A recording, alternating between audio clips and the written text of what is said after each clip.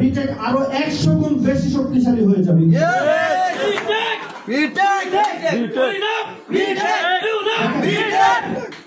দেখেন আমাদের মধ্যে অনেকের মধ্যে কিছু কনফিউশন আছে, আমাদের সেলসটা কমে গেছে, বোনাস আসতে একটু লেট হচ্ছে, রয়্যালটি ইনকাম কমে গেছে, এটা নিয়ে অনেকের মধ্যে কিন্তু কনফিউশন আছে, বিটেক থাকবে না থাকবে না, এটাও প্রশ্ন উঠেছে, রাইট অর রং?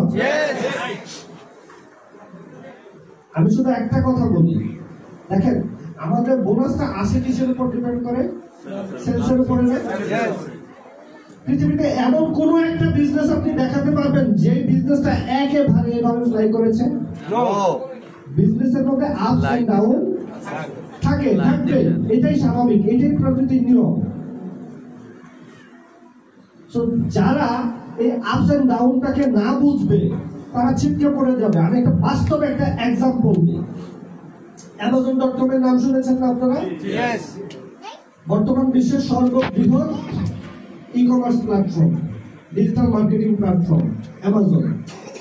এর যাত্রা শুরু হয়েছিল 1994 সালে প্রতিষ্ঠাতা জেফ বেজোসের মাধ্যমে।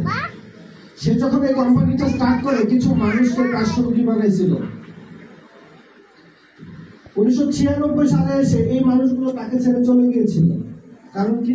যে তুমি এমন একটা বিজনেস স্টার্ট করছো যেখানে গত 3 বছরে আমরা 1 টাকাও প্রফিট পাই নাই, এই বিজনেস হবে না, চলবে না। সে বলেছিল যে অবশ্যই চলবে, কারণ একটা সময় আসবে আগামী দিনটা ইন্টারনেটের যুগ হবে, প্রত্যেকটা মানুষের হাতে হাতে ইন্টারনেট চলে যাবে। আর আমরা যেহেতু ইন্টারনেট বেস বিজনেস করতেছি, আমাদের ব্যবসাটাও প্রত্যেকটা মানুষের হাতে হাতে চলে যাবে, তোমরা ধৈর্য ধরো, থাকো। সেদিন তারা তার কথা শুনে নাই, তারা চলে গেছে। এরপরে সে আবার কিছু মানুষকে নিয়ে আসছে। 99 সালে এসে তারাও তার চলে গেছে, ওই একই প্লেন, এই বিজনেস হবে না। এরপরে সে আবার কিছু মানুষকে নিয়ে আসছে। এই মানুষগুলো আজও পর্যন্ত তার সাথে আছে এবং এরা প্রত্যেকে আজকে বিলিয়নিয়ার। আর জেফ বেজোসের অবস্থা কি? ট্রিলিয়নিয়ার হওয়ার পথে, তাই না? সুযোগটাকে চেনাটাই হচ্ছে সবথেকে বড় বিষয়।